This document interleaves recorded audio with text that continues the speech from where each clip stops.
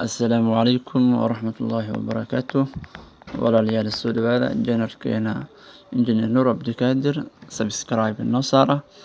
Halkan maanta waxaan ku sharxi doonaa waa maxay website wuxuu yahay ayaan muuqaalkan ku falaqayn doonaa.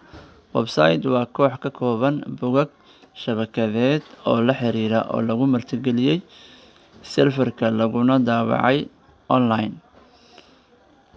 Bogaga waxaa ku jiri kara qoraal, sawiro, muuqaalo iyo noocyo kale oo ka kooban. Habka ugu badan ee lagu galo website-ka waa adiga oo URL-kiisa ama ciwaanka webka ku qoro browser sida Chrome, Firefox ama Safari.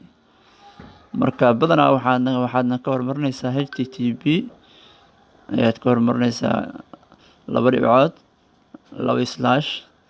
kadib waxaa leedahay www kadib maxaa leedahay magaca website-ka aad qoraysaa.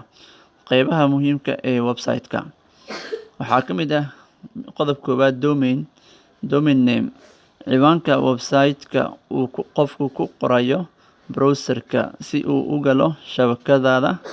Tusaale www.google.com waa magaca domain. Qodobka labaad bogaga shabakada dukumeenti ama bogo ku jira mareegaha oo inta badan lagu qoro HTML Hypertext Markup Language. bog kasta oo kala duwan wuxuu martigelin karaa waxyaabo kala duwan sida qoraal, sawiro ama muuqaalo. Homepage inta badan kani waa boga ugu weyn ama hordhaca kaas oo laga yaabo in uu furo booqde kasta. Bog hoosaad ayaa loo sameeyay si loo sii wado ama loo cayimo macluumaadka ama shaqada. Tusaale about us, contact ama products. Qodobka saddexaad web hosting waa adeeg bixiya kaabayaasha dhaqaalaha kaas oo ah server-yada kaydinta iyo gudbinta faylasha iyo xogta website-ka online-ka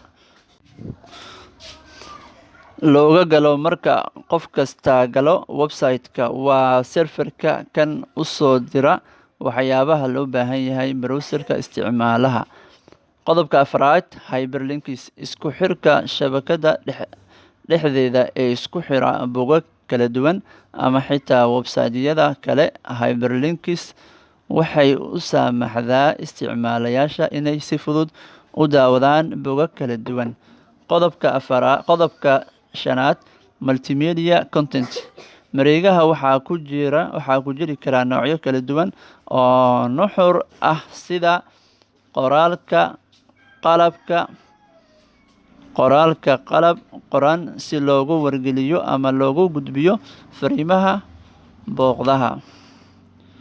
Sawiro iyo muuqaalo kuwani waxay ku daraan quruxda goobta ama u gudbiyaan macluumaadka si sahlan. Astaamaha isdhexgalka tani waxay ku lug yeelan doontaa foomamka, badhamada iyo walxaha kale ee isdhexgala sida xisaabiyeyaasha ama su'aalaha. Qodobka lixaad naqshadeynta iyo qaabaynta, kuwani waa naqshado qaab dhismeed iyo farshaxan ahaanba u soo bandhigaya xogta si ay u soo jiidato indhaha qofka daawanaya. Tan waxaa ku jira habeynta nidaamka midabka, xarfaha iyo muuqaalka guud iyo dareenka. Qodobka toddobaad ujeedo shaqo hawleed, website badan ayaa loo qaabeeyay ujeedooyin gaar ah ama macluumaadka guud waxaana ku jira bogag sida. Qodobka toddobaad ujeedo shaqo hawleed, website badan ayaa loo qaabeeyay ujeedooyin gaar ah ama fuliya hawlo gaar ah. Tusaalooyinka noocyada mareegaha waxaa ka mid ah website-ka macluumaadka, kuwani waxay bixiyaan aqoonta, wararka ama macluumaadka guud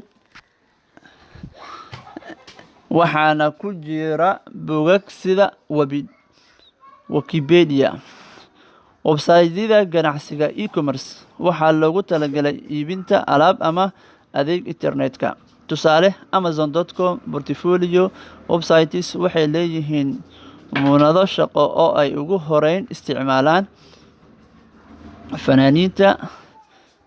fanaaniinta, naqshadeeyaasha iyo sawir qaadayaasha. Mareegaha warbaahinta bulshada ayaa u oggolaanaya dadka isticmaala inay wadaagaan macluumaadka oo ay la xiriiraan isticmaalayaasha kale. Tusaale, Facebook iyo Instagram blogs. Qofku waxa uu hayaa log ama xusuus qor online ah, waxa uu sii wadaa in uu ku daro qoraallada ku saabsan mawduuc kasta oo uu doorto.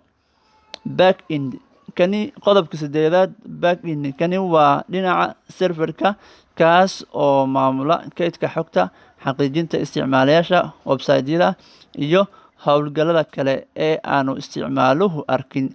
Dib u celinta waxay ilaalisaa in goobta ay socodsiiso codsiyada ay sameeyeen isticmaalayaashu. oo ugu dambeyntii, kaydinta xogta.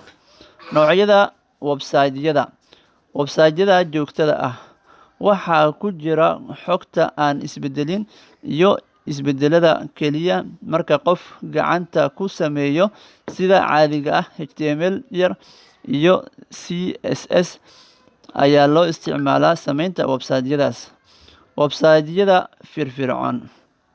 Kuwani waa shabakado muujinaya waxyaabo firfircoon iyagoo isticmaalaya luqadaha dhinaca serverka ah sida PHP ama JavaScript iyo database-yada sida MySQL si loogu adeego waxyaabaha la habeeyey ama la cusboonaysiiyey si toos ah.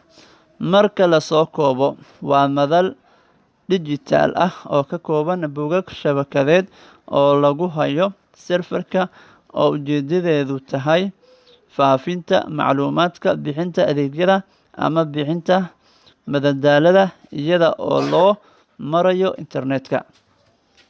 Marka qodobkeena maanta